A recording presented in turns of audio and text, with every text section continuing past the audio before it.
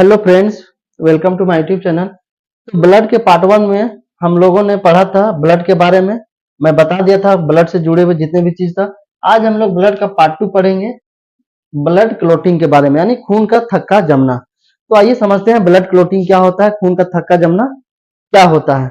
जब हम लोग कट जाते हैं तो कटने के बाद वहां से ब्लड निकलना स्टार्ट हो जाता है। तो देखते होंगे कि ब्लड जिस जगह से निकल रहा होता है तो कुछ देर के बाद वहां पे ब्लड का एक थक्का जम जाता है, और थक्का जमने की वजह से उस जगह से खून बहना बंद हो जाता है। ठीक है, खून बहना बंद हो जाता है। और कटी हुई जगह पे आप लोग देखते होंगे कि कुछ दिनों के बाद एक लाल कलर की पपड़ी जम जाती है, लाल कलर की पपड़ी जम जाती है। तो उसी पपड़ी को कहते हैं खून का थक्का बनना। अगर सोचिए, अगर वो खून का थक्का नहीं बनेगा और कटे हुए जगह से लगातार खून बहता रहेगा तो इस स्थिति में इंसान की, उस व्यक्ति की मौत भी हो सकती है। तो जो खून का थक्का बनता है, लाल पपड़ी बनता है, उसी को खून का थक्का बनना कहते हैं, यानी ब्लड क्लोटिंग कहते हैं। ब्लड का क्लोटिंग जो होता है, खून का थक्का, 4 प्रोसेस में यानी 4 स्टेप में कंप्लीट होता है। खून का थक्का कितने स्टेप में होता है? तो 4 स्टेप में कंप्लीट होता है। और खून का थक्का बनने की क्रिया को कैस्केडिंग प्रोसेस कहते हैं। खून की थक्का यानी खून का थक्का बनने की प्रक्रिया को कैस्केडिंग प्रोसेस कहलाता है। तो समझते हैं कैस्केडिंग प्रोसेस क्या होता है। तो कैस्केडिंग प्रोसेस वैसे प्रोसेस को कहते हैं जिसमें नंबर ऑफ स्टेप्स इन्वॉल्व हो, जिसमें 2 या 2 से अधिक स्टेप्स इन्वॉल्व हो, उसी को कैस्केडिंग प्रोसेस कहते हैं। तो देख सकते हैं खून का थक्का बनना 4 स्टेप में हो रहा है, यानी इसमें भी नंबर ऑफ स्टेप इन्वॉल्व हो रहे हैं, इसीलिए इसे क्या बोलेंगे? कैस्केडिंग प्रोसेस, यानी ब्लड क्लोटिंग, खून का थक्का बनना कैस्केडिंग प्रोसेस कहलाएगा। और कैस्केडिंग प्रोसेस जो होता है लगभग 4 से 5 मिनट का समय लेता है, यानी कटे हुए जगह में खून का थक्का बनने में कितने मिनट का टाइम लगता है? 4 से 5 मिनट का टाइम लेता है। तो यानी cascading process which takes 4 to 5 minutes to make blood clot, है ना। 4 से 5 मिनट का समय लेता है ब्लड क्लोटिंग बनने में, और इस क्रिया को कैस्केडिंग प्रोसेस कहते हैं। क्यों कहते हैं? क्योंकि इसमें नंबर ऑफ स्टेप्स इन्वॉल्व होते हैं, जैसा कि आप देख सकते होंगे। ठीक है, अब चलिए बात करते हैं सारे स्टेप्स का। फर्स्ट स्टेप में क्या होता है? थ्रोम्बोसाइट। थ्रोम्बोसाइट यानी प्लेटलेट्स। थ्रोम्बोसाइट को क्या कहते हैं? प्लेटलेट्स कहते हैं ना। तो प्लेटलेट्स पिछले वीडियो में हम लोगों ने पढ़ा था प्लेटलेट्स के बारे में। तो थ्रोम्बोसाइट जो प्लेटलेट्स होता है वो वायु के कांटेक्ट में आता है। यही प्लेटलेट जो होता है डेंगू में सोच रहा क्या होता है? कम हो जाता है। प्लेटलेट्स की जो संख्या होती है डेंगू में काफी कम हो जाता है। इसलिए देखते होंगे डेंगू का जो मरीज होता है, जिसे डेंगू बुखार होता है, उसको कटने उठने से बचना चाहिए, चोट से बचना चाहिए। अगर कहीं पे चोट लग गया और कट गए तो फिर आपका जो है ब्लीडिंग होता रहेगा। ठीक है, खून का थक्का जल्दी बनेगा नहीं, ब्लीडिंग होता रहेगा, जिससे उसकी मौत भी हो सकती है। क्यों? क्योंकि प्लेटलेट की संख्या डेंगू में काफी कम होता है, और अगर प्लेटलेट्स कम होगा तो खून का थक्का जो है जल्दी बनेगा नहीं, और खून का जो बहाव है वो कंटिन्यूअसली होता रहेगा।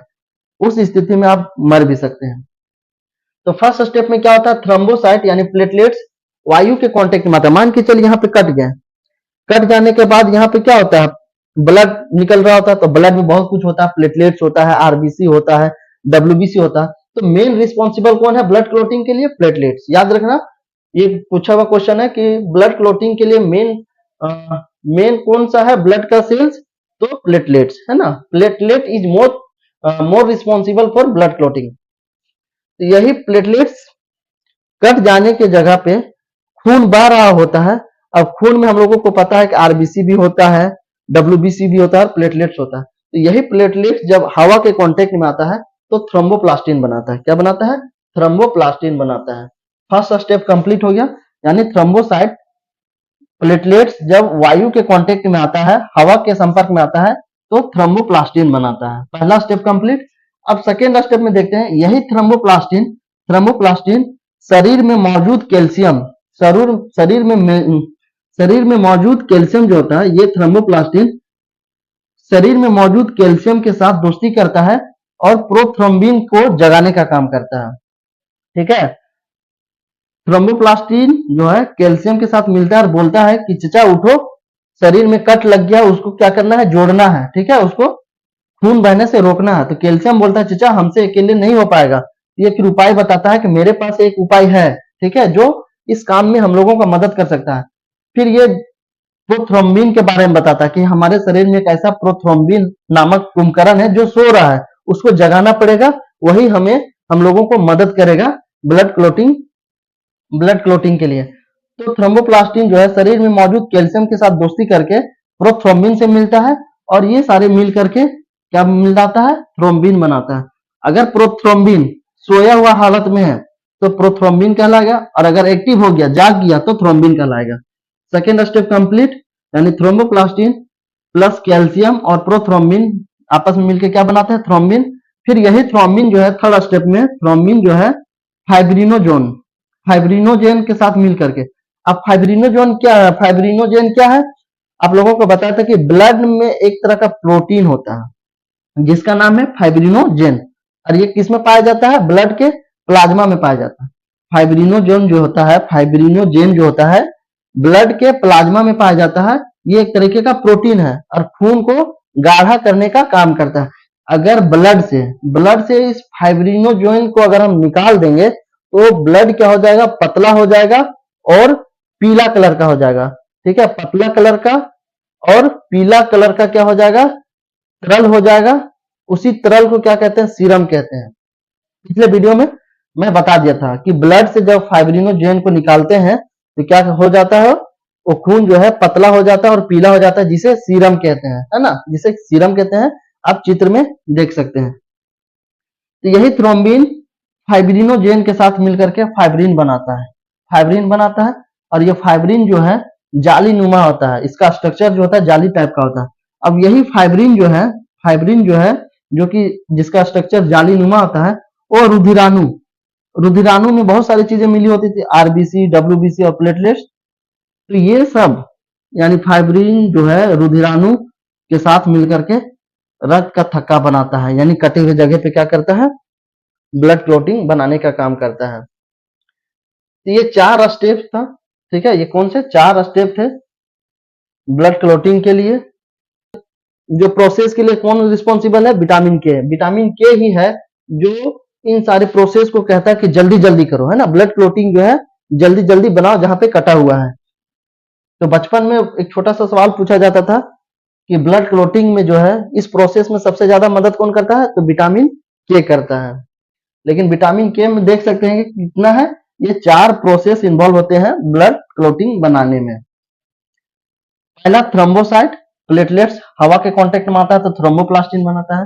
फिर थ्रोम्बोप्लास्टिन कैल्शियम प्लस प्रोथ्रोम्बिन जो है थ्रोम्बिन बनाता है। फिर यही थ्रोम्बिन फाइब्रिनोजेन के साथ मिलकर फाइब्रिन बनाता है।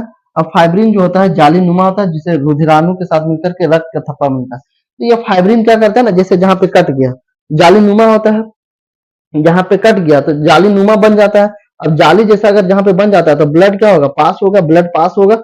उसके बाद जो भी यहाँ पे आरबीसी डब्ल्यूबीसी होंगे, प्लेटलेट्स होंगे, वो क्या होगा, यहाँ पे जमना स्टार्ट हो जाएगा। और जो ब्लड का सीरम होगा, ठीक है, जो ब्लड का सीरम होगा, प्लाज्मा होगा, वो पास हो जाएगा। जैसे आप समझ सकते हैं नाली में अगर हम ऐसे जाली वाला छड़ डाल दिए तो क्या होगा, जो भी नाली से कचरा आएगा वो तो सारा फंस जाएगा, कचरा जो भी रहेगा इस जाली में फंस जाएगा, और जो लिक्विड होगा, पानी होगा, वो बह जाएगा। ठीक उसी तरीके से क्या होता है, थ्रोम्बिन जो होता है, जो जाली नुमा होता है, जिसका स्ट्रक्चर इस तरीके का होता है, ठीक है, वो कटे हुए जगह पे बन जाता है, जहां पे काटते हैं ना, इस तरीके का थ्रोम्बिन जो है यानी जाली नुमा स्ट्रक्चर बन जाता है, जिससे क्या होता है, आरबीसी डब्ल्यूसी प्लेटलेट्स आके फंस जाता है। आरबीसी डब्ल्यूसी प्लेटलेट्स क्या हो जाते हैं, प्लेटलेट्स जो होता है फंस जाता है और खून का थक्का उस जगह पे बनना स्टार्ट हो जाता है। इस तरीके से ब्लड क्लोटिंग होती है। अब बात कर लेते हैं विटामिन के का जो सोर्स होता है, कौन कौन से रिच सोर्स है विटामिन के का। तो ग्रीन लीफी वेजिटेबल्स, जितने भी हरी पत्ती वाली सब्जियां हैं उससे विटामिन के मिलता है। आपका केला हो गया, बनाना से भी विटामिन के मिलता है।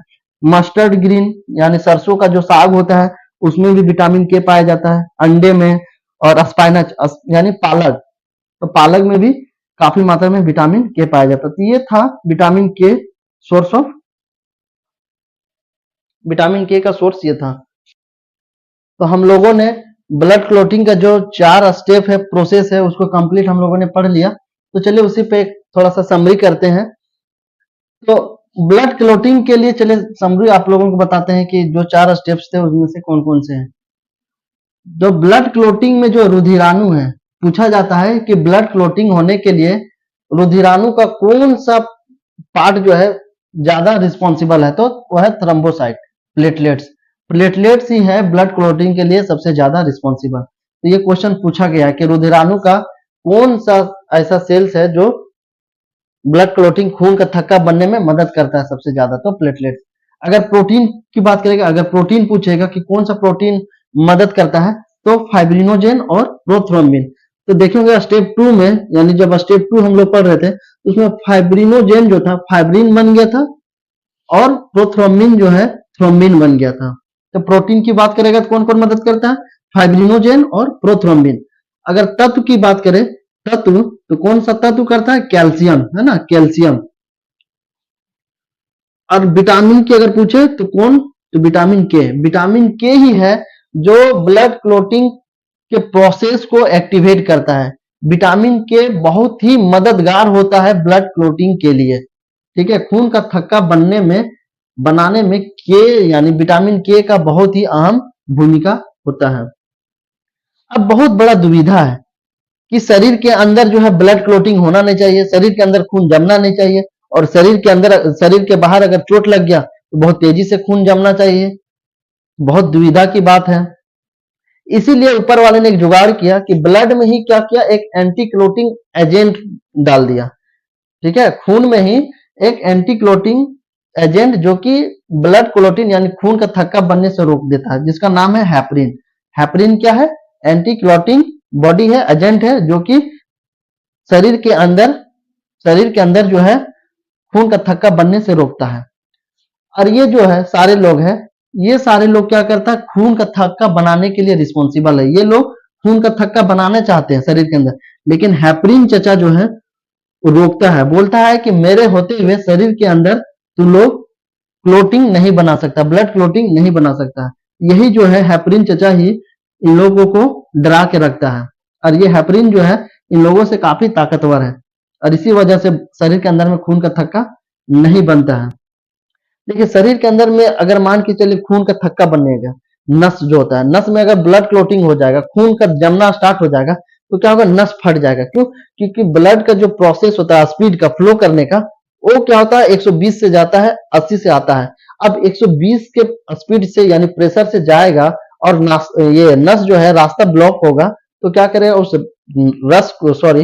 नस को क्या करेगा, बिल्कुल ही फाड़ देगा। उसी को क्या बोला जाता है, हेमरेज बोला जाता है। आप लोगों ने सुना होगा ब्रेन हेमरेज, ठीक है। ज्यादातर ब्रेन में होता है ब्रेन हेमरेज। क्यों, क्योंकि ब्रेन की जो नसें होती है वो बहुत ही पतली होती है। ब्रेन की जो नसें होती है वो बहुत पतली होती है, और पतला होने की वजह से जब वहां पे ब्लड क्लोट हो जाता है, खून का थक्का जम जाता है, और जब ब्लड जाता है तो उसे जाने का रास्ता नहीं मिलता है, तो क्या करता है, नस को फाड़ देता है, मार देता है। उसी को क्या बोला जाता है, उसी को बोला जाता है ब्रेन हेमरेज। लेकिन हैपरिन जो है ब्लड क्लोटिंग होने से, हमारे शरीर के अंदर ब्लड क्लोटिंग होने से बचाता है, ठीक है। और ये लोग बनाना चाहते हैं, ये बोलता है हमारे जिंदा रहते ही आप लोग ब्लड क्लोटिंग नहीं बना सकते हो। लेकिन जहां पे कट होता है वहां पे देखते होंगे क्या कि ब्लड क्लोटिंग बनने लगता है।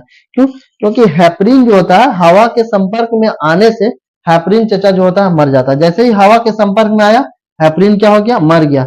इसलिए जहां पे कट लगता है, और कट लगे हुए जगह क्या होता है, हवा के संपर्क में आता है, वहां का हेपरिन जो होता है मर जाता है। और वहां का हेपरिन जब मर जाता है, ये लोग आजाद हो जाता है खून का थक्का बनाने के लिए। और बोलता है कि हेपरिन चचा, शरीर के अंदर में आप हम लोग को ब्लड जमाने के लिए अनुमति नहीं दे रहे थे, लेकिन जब आप हवा के कांटेक्ट में आए, हवा के संपर्क में आए, आप मर गए। अब आपके ऊपर क्या करेंगे, आप ही के ऊपर के लाश में ही हम लोग खून जमाएंगे, ब्लड क्लोटिंग करेंगे। तो हेपरिन याद रखना, हवा के संपर्क में आने से मर जाता है, इसीलिए देखते होंगे कटे हुए जगह पे खून का थक्का बनना स्टार्ट हो जाता है। और ये जो हेपरिन होता है लीवर में बनता है, जैसे फाइब्रिनोजेन, प्रोथ्रोम्बिन, हेपरिन, ये सारे कहाँ बनते हैं, लीवर में बनते हैं।